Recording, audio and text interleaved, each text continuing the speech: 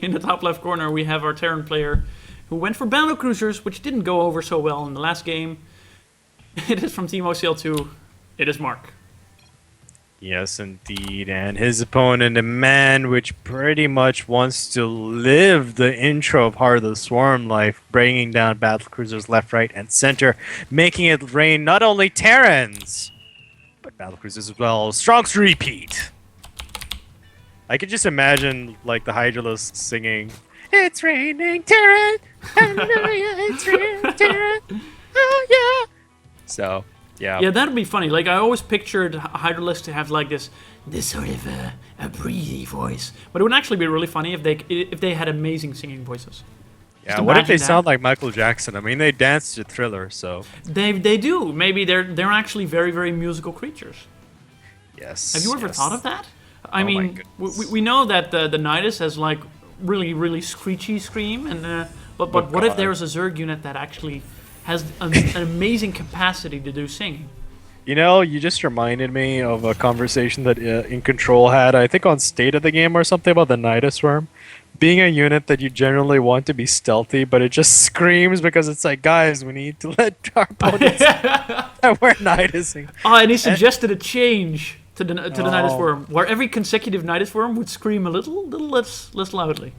Yeah, like diminishing returns on the stream. It's not that bad if you think about it. But to be honest, you could use a Nidus. Like I've seen players use a Nidus Worm on, God, what was that map called? Shattered Temple, or what was the last iteration of Shattered Temple? Like, was it called Shattered Temple or was it called something else? It was Lost Temple first, and then it became Shattered Temple.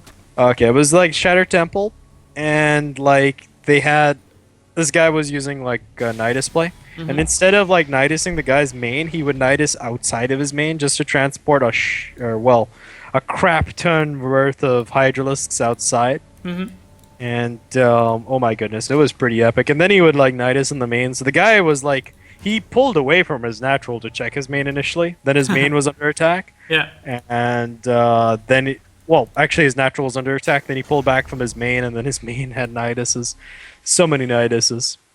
Yeah, that's something that you can do with Nidus Worms, is just trick your opponent. Because if they don't see it after the first scream, then, you know, it's going to be the boy who cried wolf. At some point you're going to go, yeah, I don't know if I should check this again. I mean, I will, but I don't know.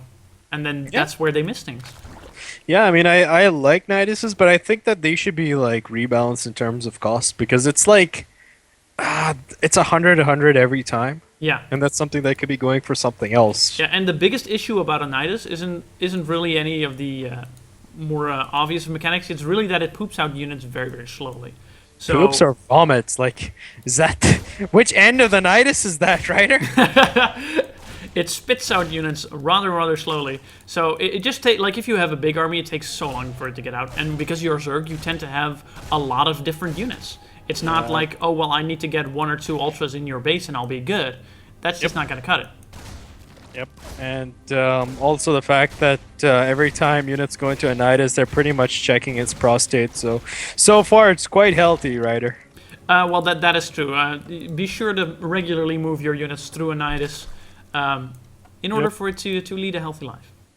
Yeah, I mean, pretty much everything becomes a suppository when Niduses are concerned. Alright, and let's move away from this discussion to Reaper. focus on this Reaper that has so far gotten 4 kills and an excellent amount of scouting. Wow. So much. And of course, Fighting Frog is saying that drugs equals bronze. That is true, man. That is true. Absolutely. And this Reaper lives to fight another day, man. Yeah, absolutely. Also, on that notion, we know that Gamer Richie's credo is stim and win. And, you know, drugs may equal Bronze League, but if you get your timings right, they might actually equal Gold League. Yeah, man, and whatever. If you are high and playing bronze, it'll be the most fun ever. To be honest, if you think about it. Oh, that'd be hilarious. Double refinery, extractor coming out for repeat. He's going to be going quite heavy on the tech. He hasn't quite saturated his natural, and that's kind of worrying, Ryder. Yeah, he's been trying to defend his main and natural for a while now. He's got a lot of gas up, but he doesn't have a lot of drones for minerals, so maybe this is a particular playstyle he's going for. Heavy on upgrades, maybe transitioning into later tech a little bit quicker. There's This a few- Reaper, man. Yeah, it's a value Reaper, man. It's this Reaper comes from and goes back to Value Town. Yeah, man, and this Reaper, of course, the descendant of Logan, aka Wolverine, aka James Howlett, and he's just going to town onto this. And oh, it looks like the Marine has engaged the Overlord. It escapes of Mark's base, and it's going to slowly regen itself because this Overlord will one day want to become a Reaper. Yeah, it's basically most Zerg units. Actually, I think now that you think about it, maybe the combat drugs are actually coming from Zerg research into their regenerative abilities. So basically, they just have like Overlords pooping on the ground, and then they fill it into canisters and give it to Reapers. Yeah, maybe it's just an injector of creep, and it actually makes you wonder, why don't you just have these combat drugs for every other unit? What is in it that makes it, only fit for Reapers? Yeah, that's true. Although Reapers are like the worst kind of lifer. Like in terms of most of the army of the Terran consists of guys which are supposed to be in jail, except Marauders, oddly enough. And whoa, this Reaper, it still lives, Ryder! It lives! Getting a good sense of what's going on. Now a repeat is starting as 1-1, and I think Mark is setting up to do a bit of aggression. Getting the reactor, getting the starport. This is a little bit of an odd setup. You tend to see this few barracks on this few bases in other matchups, but in TvZ you tend to see a lot of infrastructure first and then a lot of production. And Mark's doing a little bit of both, and this has actually cost him his position in the game in the past. But he's doing so much good work with the Reaper that Repeat really isn't in a position to punish him for this. Yeah, I mean, normally, as you do say, normally the infrastructure comes down right when the Terran secures his turret. That's when you see maybe an additional couple of barracks just to bring it up to 5 or maybe even 6 barracks, and just utilizing the one starport for the time being until the macro really kicks in and you start to like pump out as many Marines as possible. Yeah. So Mark looking to go for that biomine style that, even though it is not as strong as it once was, still very dominant in the metagame.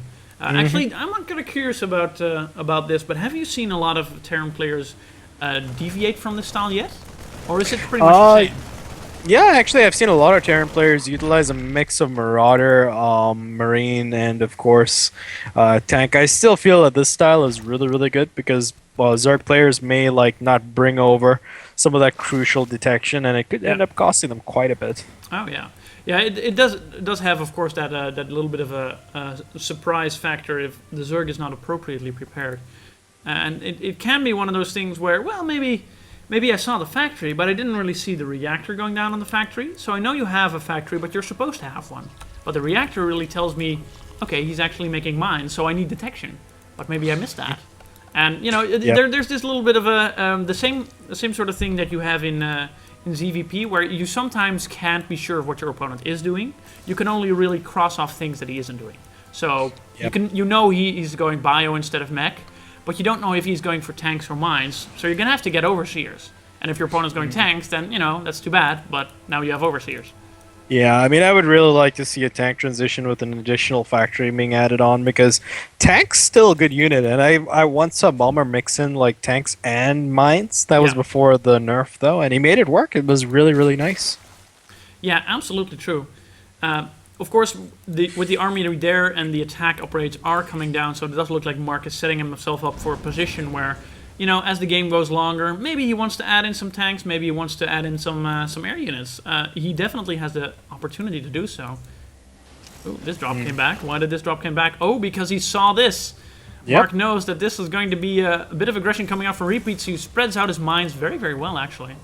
Yeah, I like this position over here. Of course, the mines won't be as great as they were before, but they'll still help whittle down the army. And here comes a tsunami of blue. Repeat is just sprinting in. He wants to try and proc some of these mines. Gets nice rounds over here.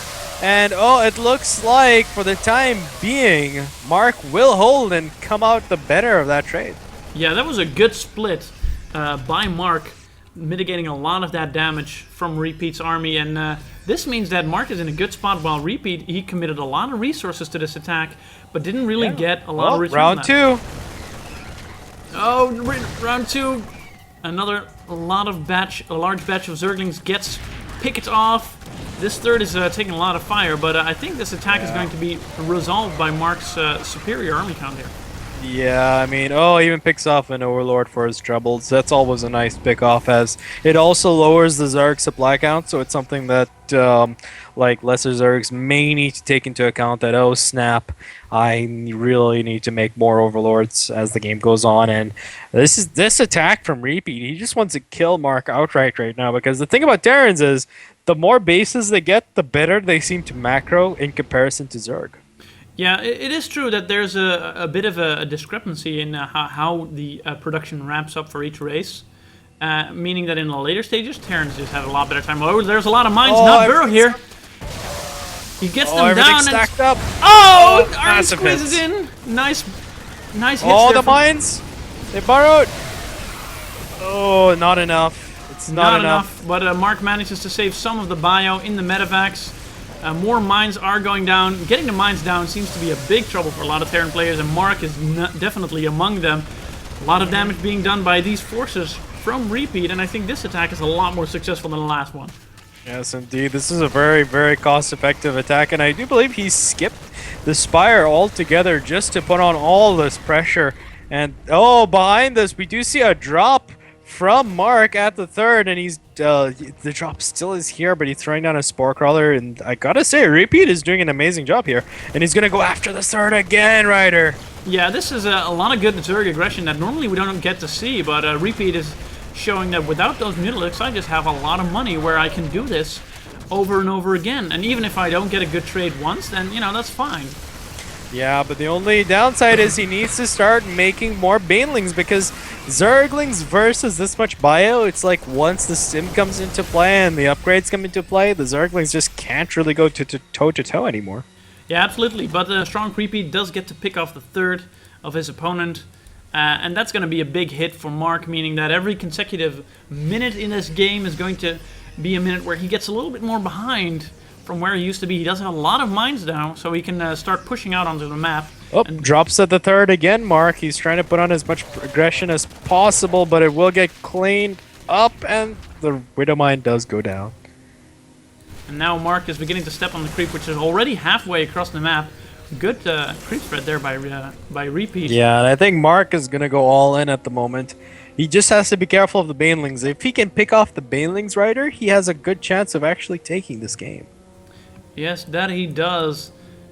But of course, there's not that many Banelings just yet. There's a few morphing in here, and by a few, I mean, well, to 18? 18 Banelings?